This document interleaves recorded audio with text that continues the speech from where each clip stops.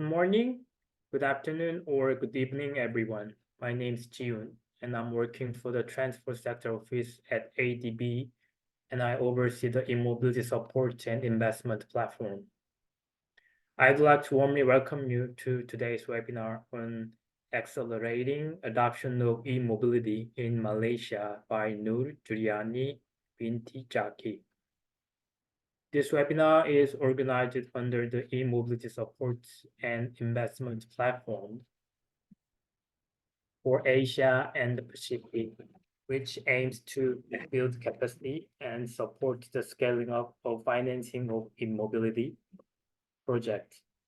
The platform is operated by ADB with the co-implementation of UNEP and co-financed by the JEF, Global Environment Facility.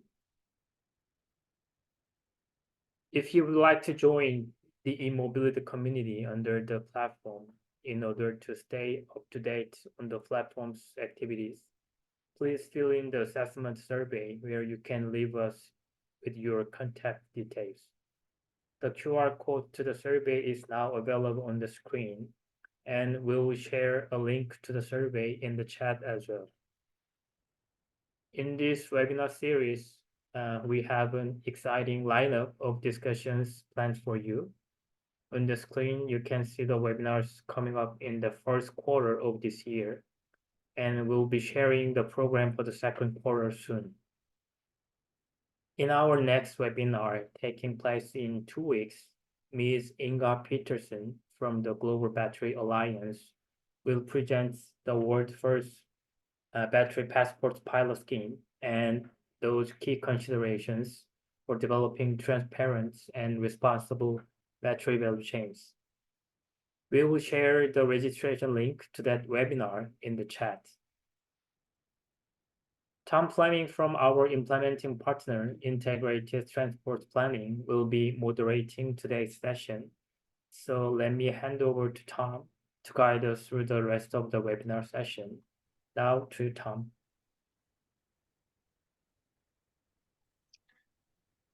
Thank you so much, June. I hope everyone can see and hear me. But before introducing today's speaker, just a couple of words on house rules.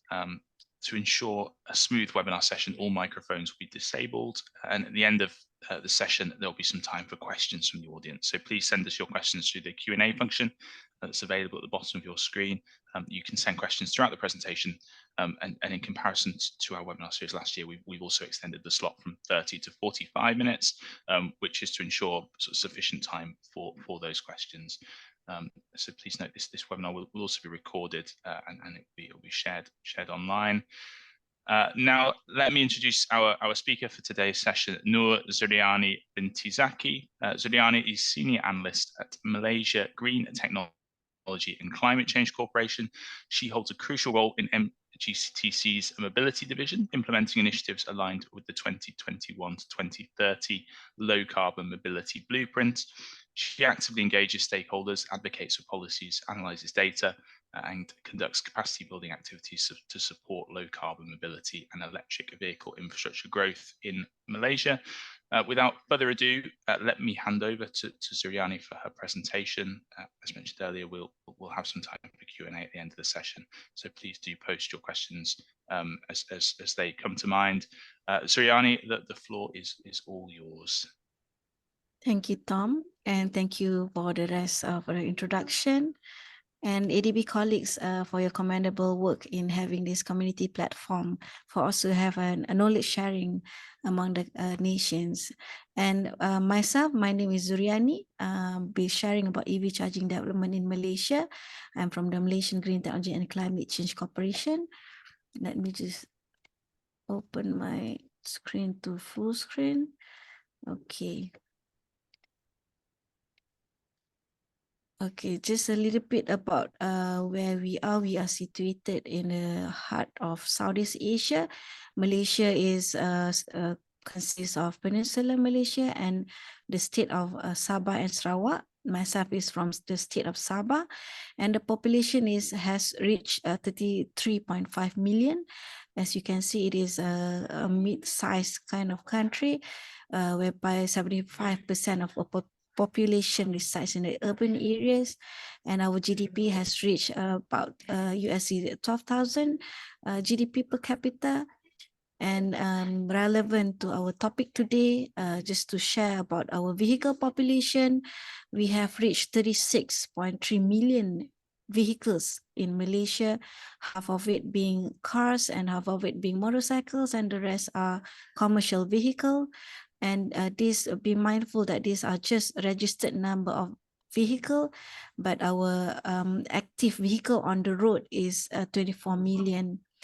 Our economy in Malaysia, pretty much we are oil producing country. We are also having palm oil as our commodity, as well as having manufacturing sector and some agriculture sector as well. So based on our economic sector and the thriving economy, most of the household in Malaysia are able to afford. The purchasing power is increasing, the standard of living is also improving, and therefore we can see that it is evident that some of the household manage to have around 3 to 4 vehicles. So this is just a snapshot of the background about Malaysia. Just to introduce about MGTC, Malaysian Green Technology and Climate Change Corporation, we were established 20 years ago. We are the strong advocate of climate change agenda in Malaysia, advocating for low carbon development.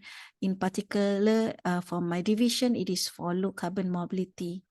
And below there, you can see some of our flagship program. We are also doing low carbon cities, as well as energy management and some other flagship program, SEPA programs, as well as green incentive and green skills. So based on the fact that we have the high amount of vehicles on the road, we can see that it is impacting the environment, whereby transport sector is the second biggest driver of CO2 emission in Malaysia, mostly contributed by the road transport as being the largest CO2 emitter among all transport subsectors. And against the backdrop of this transportation scenario, is we are targeting to achieve a reduction of 45% of GHG emission by 2030, as well as we are also aspire to achieve net zero by 2050, as early as 2050. And how to do that is, as mentioned by Tom just now, we have this document called Low Carbon Mobility Blueprint, or LCMB in short.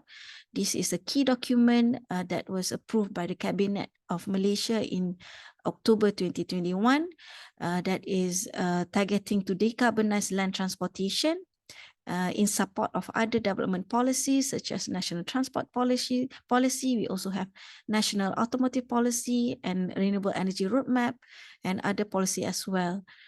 So what I want to highlight in these slides is from our experience in Malaysia, we are looking at decarbonizing land transportation from all angles. We have 4 focus areas.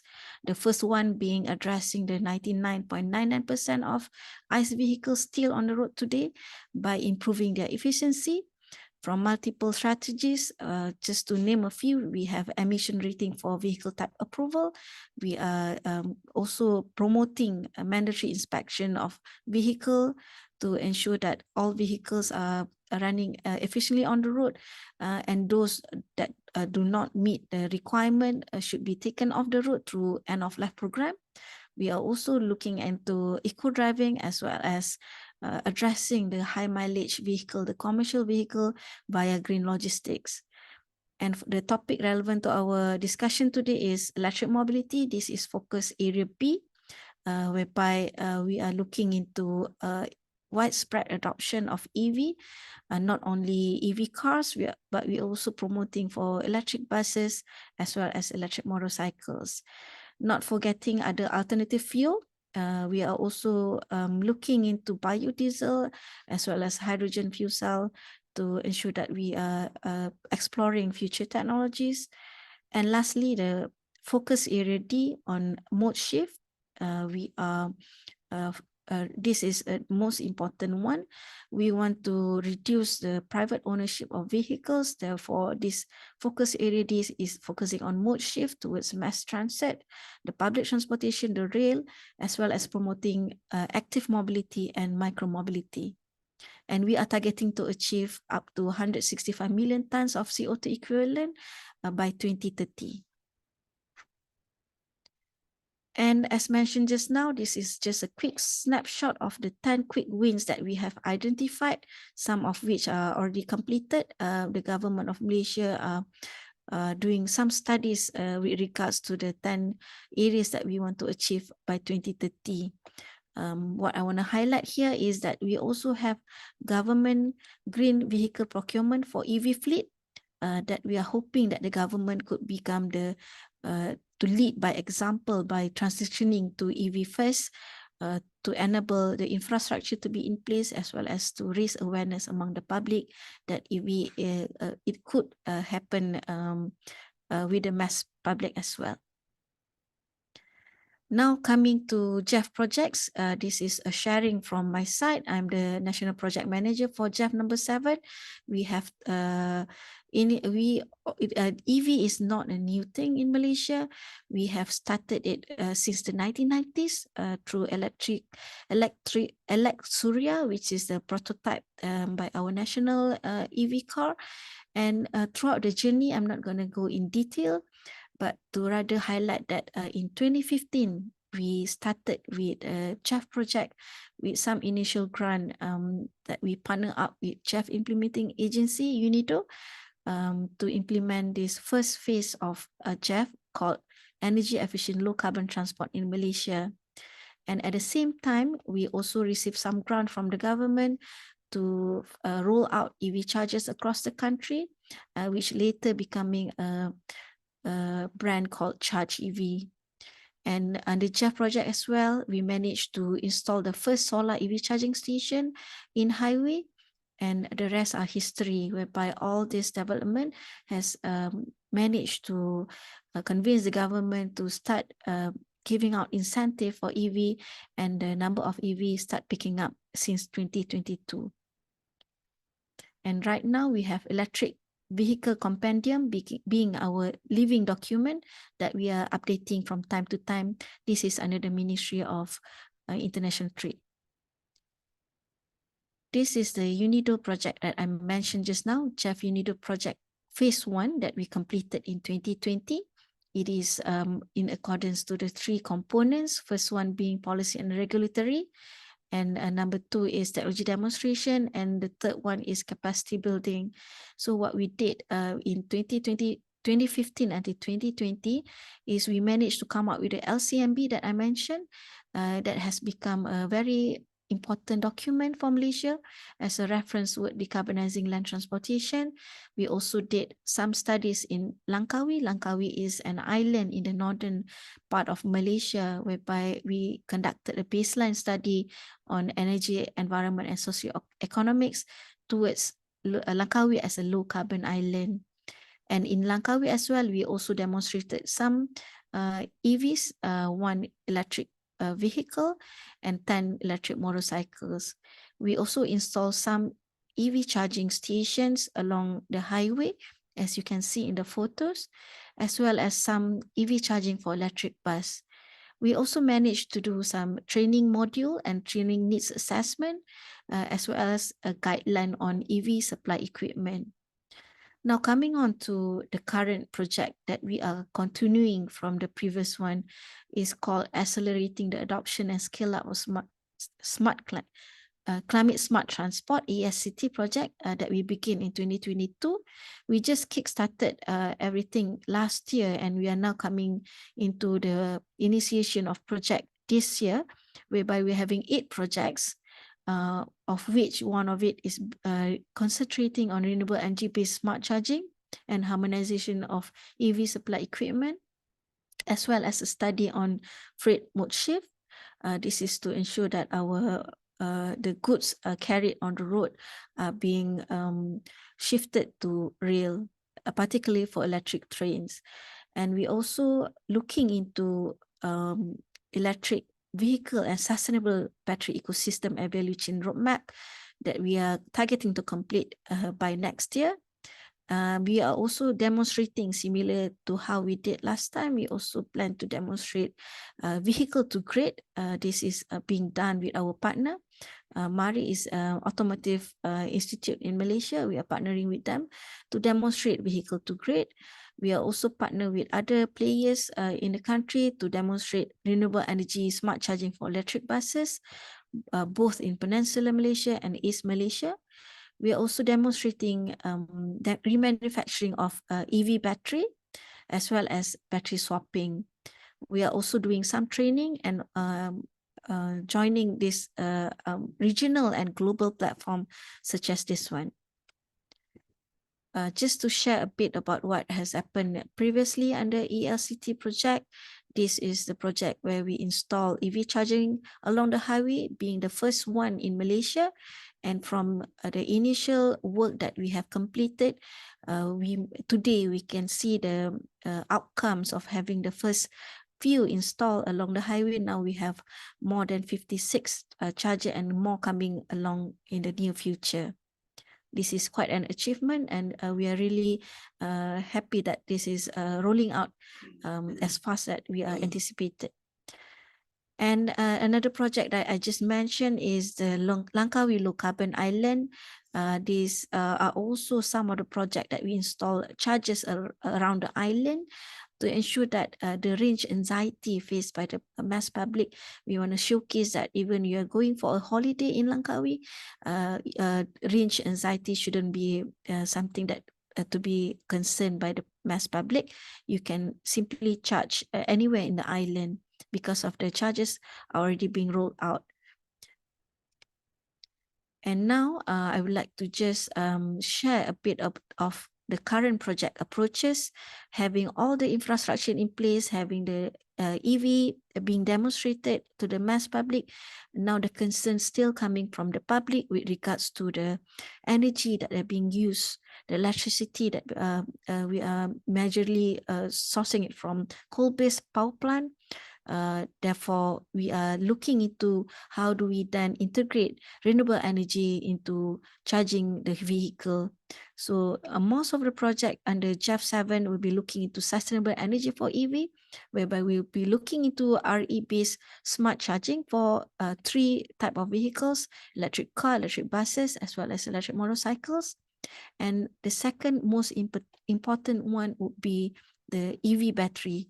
We are looking into circular economy for EV battery to ensure that it is being managed sustainably, right from the raw material, whereby the sourcing is normally from the mining in selected countries, up until the use phase, as you can see in the cycle, from the manufacturing up until distribution, and the use phase, whereby we are also looking into all 3 types of vehicle segment. And in the use phase, we are introducing battery swapping concept in Malaysia in one of our project, JEF7 project, to prolong the usage of battery through a proper management in the battery swap stations. And after the end of the first life, we are looking into EV battery repair, as we know that OEMs or battery manufacturer don't normally allow any country to simply repair the battery. And in recent year in development, we can see from the industry that we are starting to get license to actually conduct battery repair, not only for it to be reused in the system as a remanufactured battery, but also to see whether this battery with a usable charging capacity to be repurposed into second life application, such as to be used as energy storage for rural electrification or any other function as well. But in the process of getting the EV battery repair, there's a lot of processes to be made.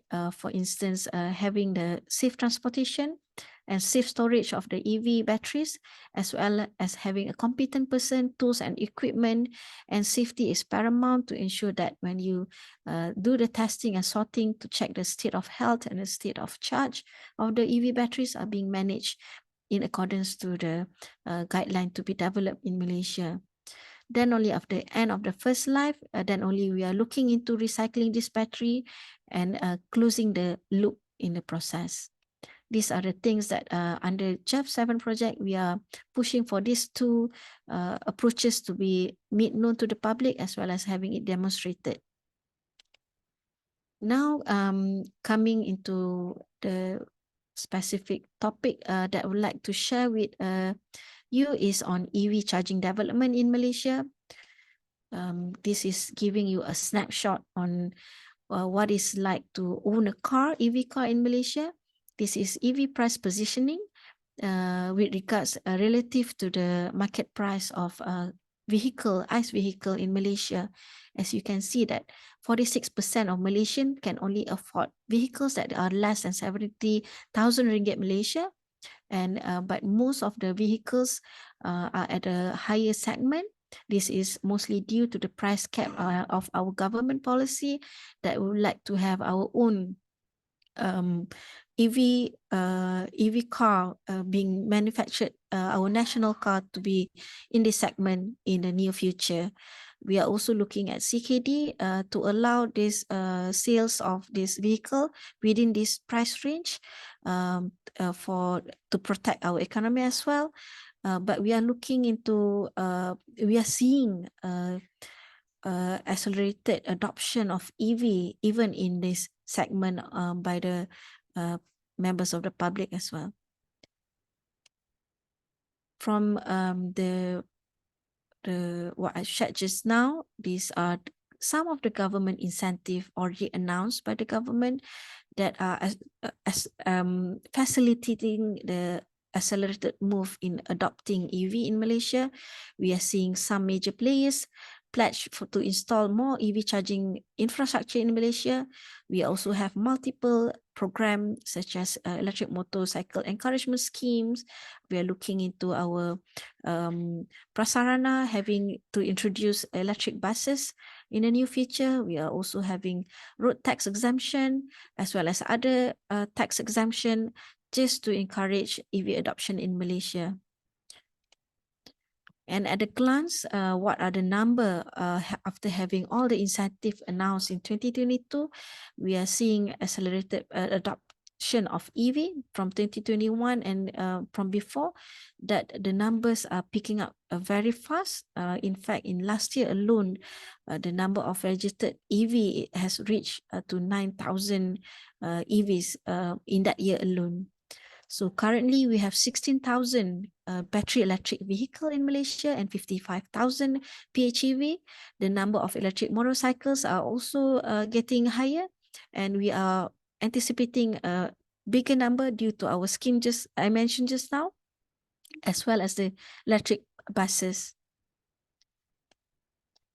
Now coming to EV charging infrastructure strategy, having all the lessons from learned from the JEF projects as well as other projects, we come up with this Malaysia EV charging infrastructure strategy. This is a chicken and egg conundrum, whereby which one comes first, but we are advocating that the infrastructure must come first to give confidence to the public, and therefore LCMB targets 10,000 chargers to be installed by 2025, not far from now. 70% being demand-based, meaning to say this is where charge point operator could come in and be profitable. In that sense, it is commercially viable, but we are also looking at 30% to be covered to ensure that we have access-based charger across the country. That might not be profitable, but it's important to ensure connectivity across the nation. So the strategy, as you can see on the screen right now, is to make sure that EV charging is not only available, it is accessible and inclusive along the highway.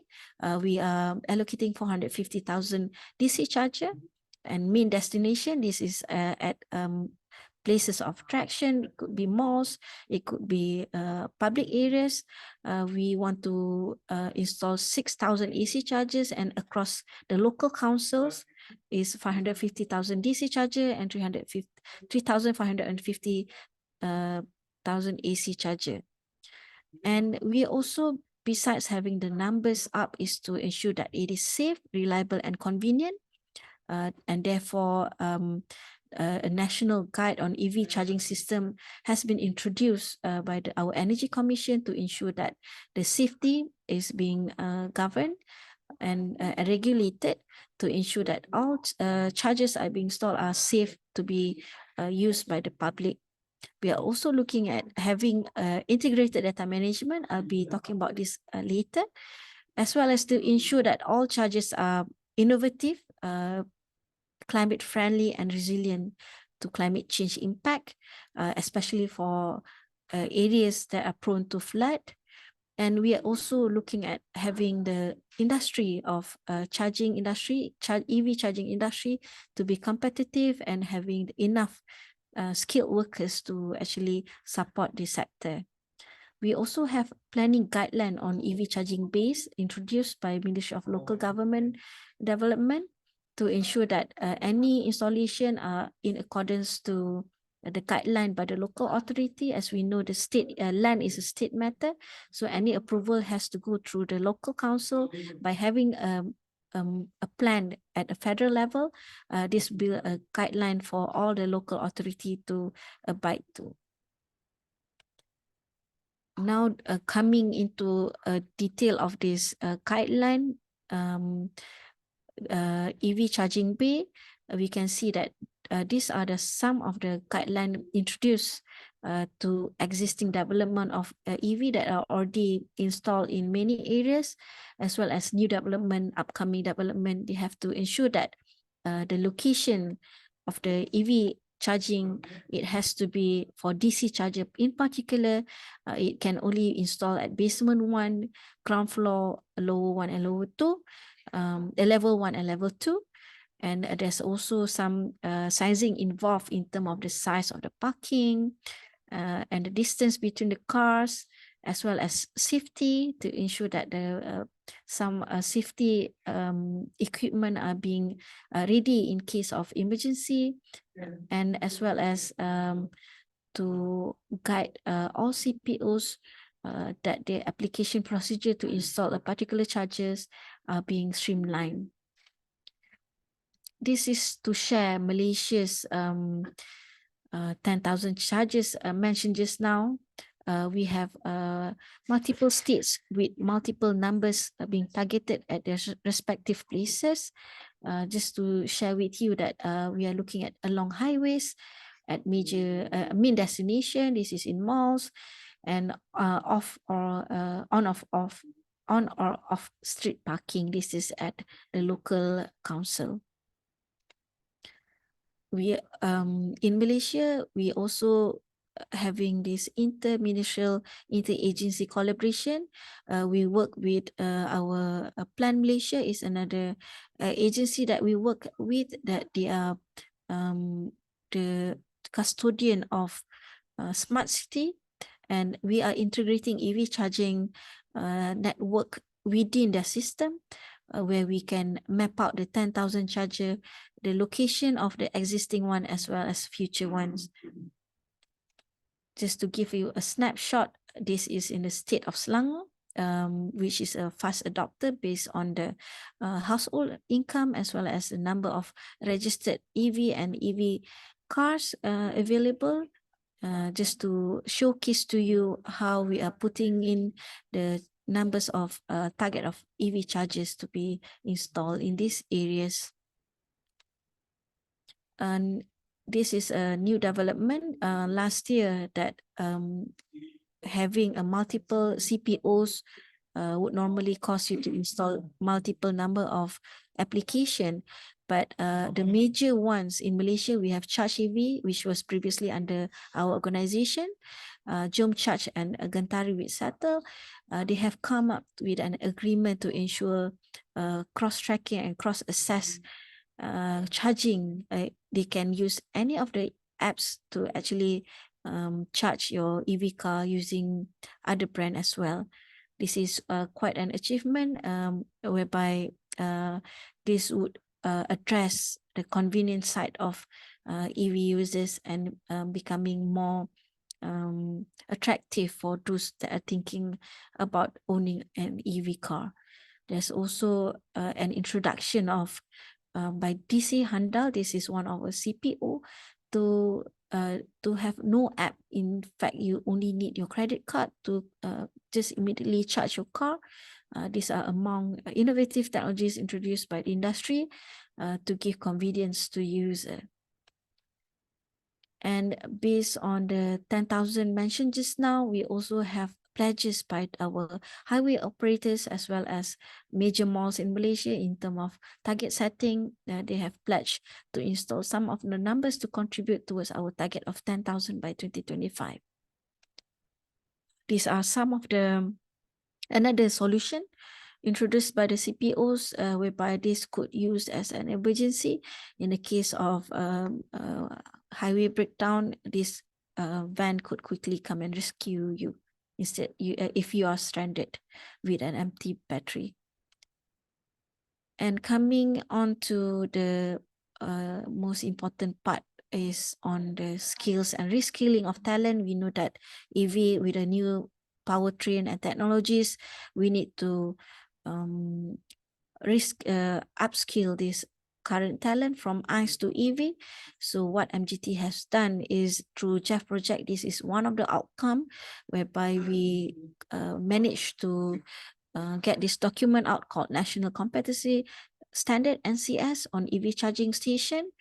And now we are also looking into updating that NCS into updating it to integrate with new technologies such as having our solar now, and we also have more EV DC charging in the country. So we had a workshop just this month to actually update the NCS and come up with a new NOS, the National Occupation Skill Standard.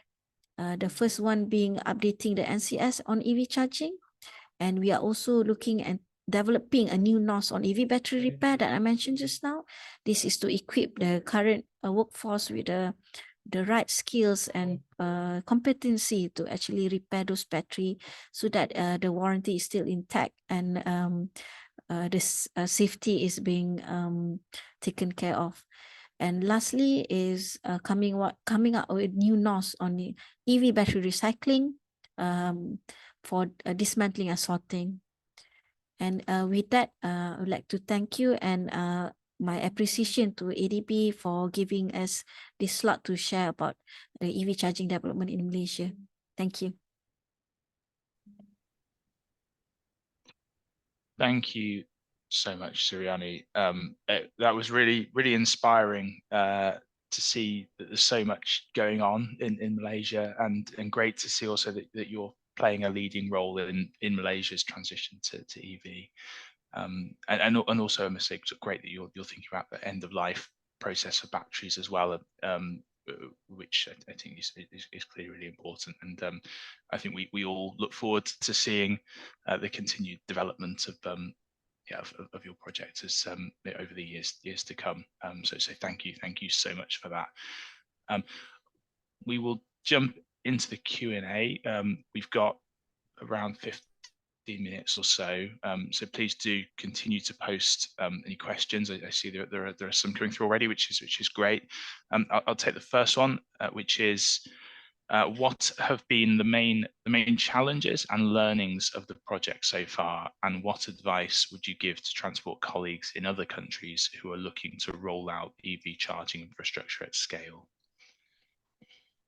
Okay, to answer that question, the lessons that we learned from our previous project is that when you have a number of EVs still in efficiency, whereby you can see in my graph just now that the number of EV is not that high in the beginning, it's only pick up in the past 2 or 3 years. So installing the charger without the users, without much EV users utilizing it is a challenge, whereby this is the chicken and egg conundrum.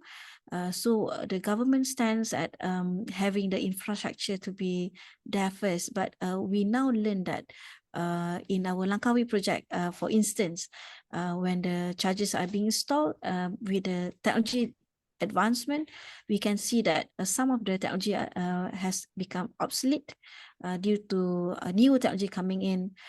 For instance, having a new technology with a communication protocol, a better technology equipped to for usage of that particular charging station. So this kind of understanding that the ROI for all the charge point operators, we need to consider that it's going to take them a bit of a time to see the it becoming profitable. So what the government is doing right now is a constant engagement with the CPOs to ensure that we do not impose unnecessary regulation that would hinder their development, but rather having a facilitative kind of environment. For instance, we are not controlling even the market price on how the CPOs are charging the EV users, but instead we are only governing the safety and to ensure that the safety is there for the users. So these are the kind of lessons that we now know that because of technology development, as well as having the ROI, longer ROI, we need to have the kind of right policy to support not only from the incentive sides, in terms of having close engagement with the local authority to ensure that the processing time for application for installing one charger is being shortened as well. Super. So thanks, Zuriany. So the next question is sort of reflecting on sort of public-private sector collaboration. So a project of this nature requires government and the private sector to work together. What roles have public and private sector organizations played, and how effective has their collaboration been? Yes, indeed, public and private collaboration is very important in the sense that the private would come in to roll out the EV charging infrastructure. But at the same time, we can see that in the initial, in the case of Malaysia, our experience, the government is, as well as the international funding, is the one to roll out first. And the collaboration that we're having with the industry is to ensure that whatever investment being put in by the industry, we could try to match that with whatever tax exemption that we have. Particularly in our organization, we have green tax exemption. Therefore, we also have a green technology financing scheme, whereby they could utilize those kind of scheme to start rolling out more EV charging across the country. So we have this governance structure in place called the National EV Task Force. We also, this is chaired by the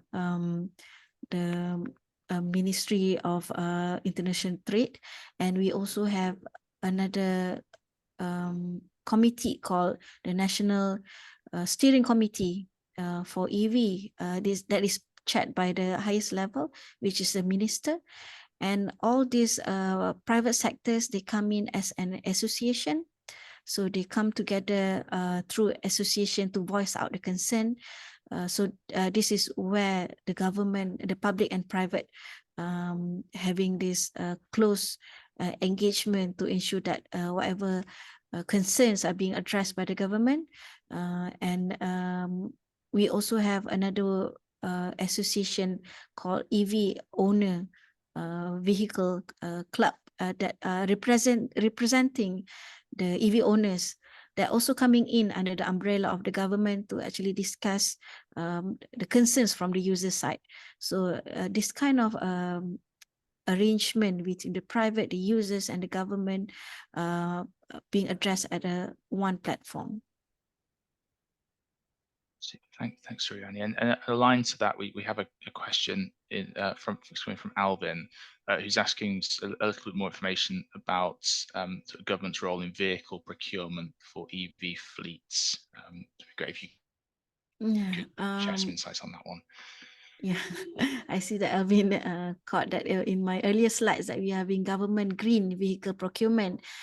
So just to share that MGTC actually already have a government procurement, green procurement, we call it GGP. And this green vehicle is an addition to that government procurement, green procurement. So this leading by example by the government, we need to understand that some of these vehicle used by the government varies in terms of the users, whether it's higher level officials or whether it's being used to go for meetings or whether it's being used to go to certain areas in the country. Some would require higher mileage, some only move around the administration area. So having those kind of complexity in terms of user, in terms of having a specific charger installed at the right location, and training the drivers as well. This necessitate for us to come up with a guideline. So the government green vehicle procurement, we started off with a guideline. We studied the government fleet in multiple government ministry agencies as well as buildings. There are some discussion being held around who would then pay for the electricity if it is being open to public, or how do you govern the limited parking spaces. So we are having this guideline in place first for us to roll out this year. We're hoping that we could see some development this year because discussion have been going on between our Ministry of Finance. This is to see whether we can transition the cars that the new purchase of new vehicles in the near future. We are seeing some of 20% of the vehicles to be transitioned to EV, but it has to be very selective to ensure that the rollout, there's no problem in terms of having the civil servant using the cars in an effective manner. Thanks, Zuriany. And we have one final question. So if there are any other questions on the people would like to ask, now's the time to get them in. It relates to your V2G pilot. So are you testing some business models or financing schemes around the V2G pilot? And if yes, it'd be great to hear a bit more about them. Yeah, with regards to for the JAF7 project, we're having this project together with Automotive Institute of Malaysia. So at the bigger picture, we are having this EV Interoperability Center, whereby this is going to be a facility in Malaysia, in Cyberjaya, that be a one-stop center for you to test whatever charges or whatever new technologies. The equipment and the facility will be there to test out new technology such as V2G. So this project, we are embarking it starting this year to see whether we could have it at a pilot scale first, and to test out the V2G equipment and the vehicles as well. So we look forward to having this project roll out this year, and perhaps we could share more when the time comes. Thanks, Zuriany. And we have one very final question, which is from Glinda. Is there a program for rolling out EVs in small cargo delivery, for example, electric two-wheelers? Okay, currently what we are seeing in terms of electric two-wheeler in Malaysia, not only there's another segment, e-scooter, which is a cheaper version of electric two-wheeler compared to electric motorcycles. Those kind of e-scooters doesn't go longer range. We're seeing that for urban area usage, it is suitable to use e-scooter, but for using electric motorcycles, we are looking at high mileage vehicle, because we have done some calculation that it might be more economic for you to use electric motorcycles in longer range. For in this instance, in the question is small cargo. I suppose this is delivery riders. we have some program that relates to battery swapping, because when throughout the whole day, electric motorcycle would require some items to be delivered on time, and therefore they couldn't afford to, stop and charge their motorcycles. That would take a longer time. Therefore, we do have this electric motorcycle battery swapping program, particularly for delivery riders, small cargo, I suppose, delivery, that we are seeing in the next 1 or 2 months, we'll begin the demonstration. Thank you, Thank you. thank you, Zuriany. And yeah, I think that's all the questions that we have, and we're right on time, which is always good. So just falls to me to thank you for your presentation, and once again, and also thank everybody for taking the time to join us today. We will share the recording of the presentation with all registered participants as soon as it's ready, and we hope to see you at our next webinar, which will be on the Battery Passport Pilot Scheme by Inga Peterson of the Global Battery Alliance on the 28th of February. Slightly adjusted time, 4 p.m. Manila time, so an hour later.